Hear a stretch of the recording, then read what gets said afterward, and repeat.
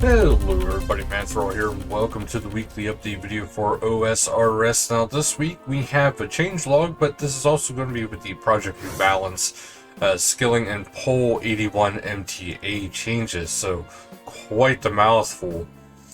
So first up we have we actually have a changelog here.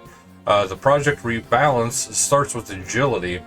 So they adjusted the XP across various courses, including the Hollow Sepulchre and the Diary unlocks, increased the Marks of Grace spawn rates on the Fremennik and Polnovich courses, added the chance to get Marks of Grace from non-rooftop courses, removed the fail points from courses around Gielinor, added more shortcuts, removed achievement diary requirements from some shortcuts, reduced requirements for some shortcuts, sped up the time it takes to use those shortcuts, and reworked Brimhaven Agility Dungeon, so players now receive Agility XP, an Agility XP ticket, and an Agility Store voucher on each tag. Slayer. So Slayer Masters now have a new dialogue option, which allows you to cancel a task after being assigned one. It's actually pretty nice. Storing tasks within the task storage unlock no longer costs 50 points per task and is instead free. Sour Hogs can now be only assigned by Spira.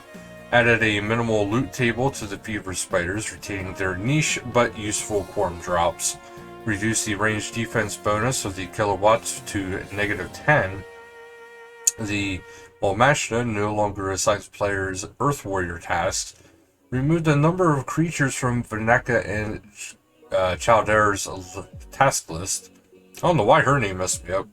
Thieving. Gnomes have had their pickpocket failure rate reduced and now have an uncommon chance to provide medium clue scrolls. Paladins have also had their failure rate reduced and now have a rare chance to provide a hard clue. Heroes also had their pickpocket failure rate reduced and now have a very rare chance to provide an elite clue scroll. And all of these clue scrolls are affected by the rate increases from the respective combat tier. Improved the respawn timer and XP rates across the multiple stalls. Mining increased the clue geode rate across the board. Increased the despawn timer for the amethyst veins. Access to the gem mine now only requires the medium Karamja diary. Readjusted all versions of the mining gloves and their prices. Added new sandstone and granite spots. Improved the mother lode mine with longer vein times, a new reward, and general improvements to the area. Changed the diary task of the mother lode mine to require just the helmet instead of the entire outfit. Improved the solo experience at the volcanic mine. Added the mining outfit to the volcanic mine reward shop, which is the helm is 26k, body 39k, legs 34k, boots 21k. Removed the kudos and reward claim requirement to access the volcanic mine. Improved the blast mine with more good layouts. A minus about 10% increase, XP increase, and adjustments to game delay. Improved Zalcano. Miscellaneous skilling. Improved the light orb activity. Gothic rest can now be made in one action and can no longer be failed when mixing ingredients in the wrong order. Barbarian potions can now be used to make all functionality. This can be toggled in the settings menu.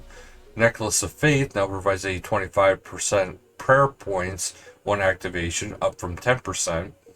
Ring of Pursuit now has a 100% chance to fully reveal 100 tracks, up from 25%. Euphrates Aid now provides the ability to hurt all Tier 1, Tier 2 vampires with regular weapons, with 50% reduced damage output. It also provides a 15% buff to the accuracy of silver and vampire specific weaponry. Creating a toxic blowpipe now requires 78 fletching, up from 53. Mage training arena changes. So remove the delay when casting telekinetic grab and bones of peaches / bananas. This applies across the entire game. The Pizzazz hat is no longer required to enter the minigame. Players can now log out inside most of the rooms and retain their progress, with the exception of the telekinetic room. There is now a UI element that shows your possess points in the lobby. There is a bank chest upstairs, added the Mage Training Arena to the grouping menu. Other changes consist of the implemented a toggle for missed clue scroll notifications. Messages for each tier of clue scroll can be enabled individually. Christmas crackers are now more generous and less random, allowing players to wish for a specific color, party, hat, and trinket. In addition, both you and your friend will receive prizes. Shops no longer cause purchases to overflow onto the ground if you create an empty inventory space by spending the last of your coins. The coins in the keys bequeathed by the cremated shades of Morton now stay in the pedestals for 5 minutes rather than 30 seconds. Other players cannot take them during this time frame. The rumor option of the whistles now mentions which hunter was the source of the rumor. The death protection value of the imbued solve amulets has been reduced now that their imbue costs can be refunded on death. The coal bag now gives more of its feedback messages via chat rather than via disruptive pop-up messages. Plant pots can now be auto-filled when using the soil in the farm patch. Pots can only be filled if the patch is empty and without weeds. Vial Smasher and Pot Smasher can now be toggled in the settings menu. The Cannabis Meat Shop, Sawmill Shop, Biscarrollin General Shop now have Iron Man UIM and GIM variants. Not only have they moved the three rogues chests closer to each other, but they will stay open until they are restocked, and they adjusted the delay when opening them. Echo Boost now requires 75 defense. Any player that completed or started Easter 2024 event will unlock the Sunny Side Up music track upon their next login. The Abyssal Dagger BH will now apply the correct reduction when using its special attack, resolve inconsistencies when using Vesta's Spear in the Deadman and Bounty Hunter. You can now scry as Sears Village, Unio, and the Grand Exchange if you have corresponding teleport unlocked at your Portal Nexus or Scrying Pool. Fix an issue where players were able to use some excluded spells in Clan Wars. Fix the bug where crafting new meat and fur pouches deleted the contents of the existing ones. Fix a visual issue with the League 3 teleport. And PvP Rota has moved to period B, so World 390 AUS unless competitive and 569 AUS Bounty Hunter are deactivated with this Rota. And the PvP arena is using the Zerker loadout this week. And that's actually it, guys.